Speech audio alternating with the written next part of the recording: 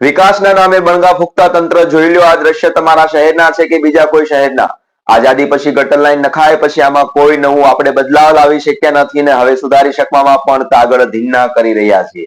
ત્યારે શું છે સમગ્ર ઘટના વિગતે વાત કરીએ આ વિડીયોમાં। તળાજા શહેરમાં લીલાપીરની દરગાહ તથા ધનેશ્વર મહાદેવના મંદિર જવાના મુખ્ય માર્ગ પર છેલ્લા 8 દિવસથી ગટરનું ગંદુ પાણી ખુલ્લેઆમ વહી રહ્યું છે।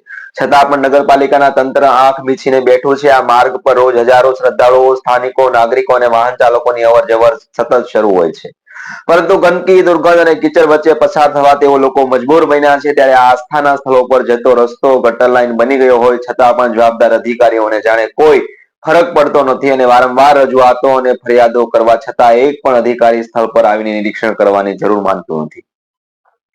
આ સ્થિતિ તંત્રની ઘોર બેદરકારી અને નિષ્ફળતાનું જીવંત ઉદાહરણ બની ગયું છે। ગટરનું પાણી રસ્તા પર ભરાવાથી મચ્છરોનો ઉપદ્રવ વધ્યો છે, રોગચાળો ફેલાવાનો ખતરો પણ ત્યાં ઉભો થાય તેવા દ્રશ્યો જોવા મળે છે। ત્યારે બાળકો, વૃદ્ધોના સ્વાસ્થ્ય માટે સીધો ખેલ થઈ રહ્યો હોય, જાણે કે જો કોઈ ગંભીર ઘટના બને તેની જવાબદારી કોણ લેશે? હવે સ્થાનિકોમાં ઉગ્ર રોષ ફાટી નીકળ્યો છે। તંત્ર તાત્કાલિક ગટર લાઈનની મરામત કરી સમસ્યાના કાયમી ઉકેલ લાવે અને નગરસેવકને પણ ગાંઠતા ન હોય તેવા દ્રશ્યો છે જોવા મળ્યા હતા। ત્યારે શું કહે છે નગરસેવક, સાંભળીએ તેમને।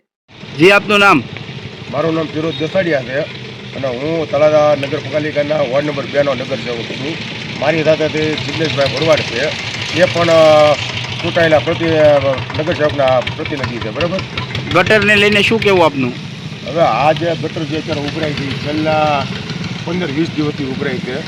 લોકો, કર્મચારીઓ જે સાફ કર્યા છે, બરાબર છે, પણ તકલીફ મોટામાં મોટી એ છે કે અહીંયા તળાજાની અંદર આપણે ગટર લગભગ 50 થી 60 વર્ષ જૂની હશે। ત્યારે તળાજા આવડું મોટું નહોતું, નાનું એવું હતું। એ વખતે જે સમય હતો એટલે એ ભૂંગળા બરાબર હતા, 4ના ભૂંગળા છે। અત્યારે તળાજા ઘણું મોટું થઈ ગયું છે કે જ્યાં કદાચને ડબલ થઈ ગયું એમ કહી દઉં કાંઈ। અને બીજું કે તળાજાની અંદર જે પાણી આખું આવે છે, આખા ગામનું પાણી, એ આ વોર્ડ નંબર 2ની એ વિસ્તાર આવે છે, લીલાપીરનો બધો દરગાહ કહેવાય। અહીંયા પડખા ગટરનો કૂવો છે અને આખા ગામનું પાણી, આ ગામનું, આમની ગોતી ગણો કે આમની ગોતી ગણો કે સોસાયટીનું ગણો, આખા ગામનું પાણી આ વિસ્તારમાં આવે છે। અને અહીંયા આસ્થાનું પ્રતીક એટલે કે લીલાપીર બાપુની દરગાહ પણ આવેલી છે, જ્યાં હિન્દુ મુસ્લિમ ભાઈઓ બધા દર્શનાર્થે આવે છે। એ ઉપર આ જે છે એ ધનેશ્વર મહાદેવ મંદિર છે।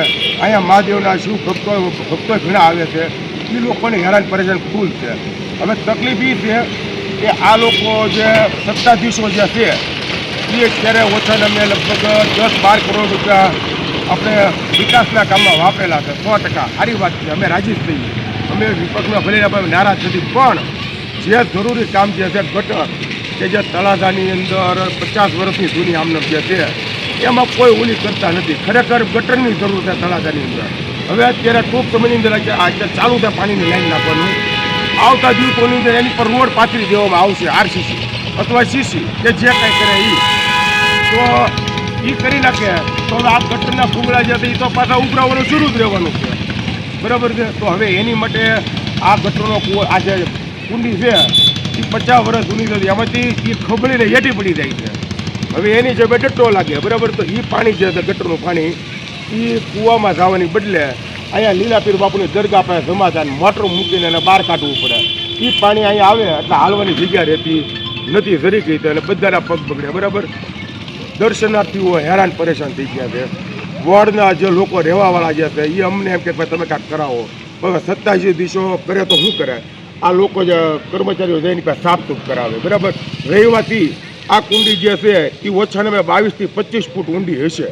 તો હવે સુપ્રીમ કોર્ટનો કાયદો એવો છે કે ગટરની અંદર કોઈને ઉતરવું નહીં, એમાં અમારી કોઈ જવાબદારી રહેતી નથી। એમાં સુપ્રીમ કોર્ટનો આદેશનો હિસાબ કોઈ કરી શકતું નથી। તો હવે ખરેખર આ કુંડી એને જેસીબીથી ખોદીને કે ગમે એમ ખોદીને એને કુંડી નવેસરથી કુંડી બનાવે તો જ આ ગટરનું પાણી દૂર થવાનું છે।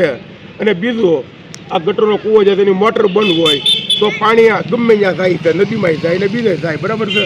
તો હવે ખરેખર અત્યારે રોડના કામ જરૂરી હોય એ કરવા અને ગટરનું કામ જે કરે, કારણ કે ગામ આખાનું પાણી વોર્ડ નંબર 2માં આવે છે ગટરનું, એટલે જરૂરી ગટરના ભૂંગળા મોટા કરવાની જરૂર છે, એ વહેલી તકે કરાવવા વિનંતી એવું અમે સત્તાધીશોને જાણ કરવા માંગીએ છીએ। કારણ કે મોદી સરકાર રૂપિયા પેટ ભરીને આપે છે કે તમે વિકાસના કામમાં વાપરો, પણ વિકાસ જે છે એ રોડે સડે ખોટું ને। અત્યારે તમે જો ગંદકીનું પાણી જ્યાં જોવો ત્યાં ગંદકી જ છે, તો એની માટે હું કરવું ને કે આ સત્તાધીશો થોડુંક વિચાર કરે તો સારું.